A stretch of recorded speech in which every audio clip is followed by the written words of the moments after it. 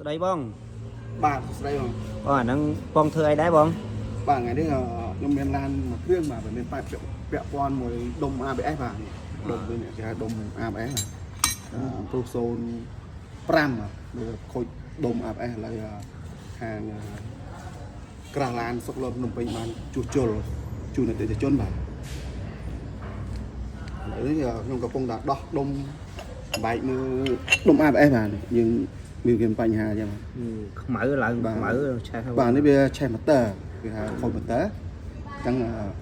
ខ្ញុំកំពុងតែដោះដូរជូនទៅអតិថិជនបាទABSហ្នឹងជួយអីខ្លះបងជួយប្រព័ន្ធហ្វ្រាំងមិនដែរបងអានេះវាពាក់ព័ន្ធជាមួយប្រព័ន្ធប្រាំងវាជួយទប់លំនឹងហើយធ្វើឲ្យប្រាំងហ្នឹងវា smooth វាអត់បោកអត់រេអញ្ចឹងណាបងចឹងបាទ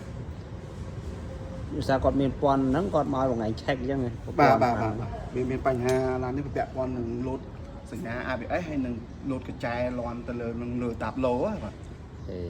ចឹងបងជួសជុលជូនគាត់មកស្អាតជូនគាត់ហ្មងបាទជួសជុលមកស្អាតហើយធានាជូនអតិថិជន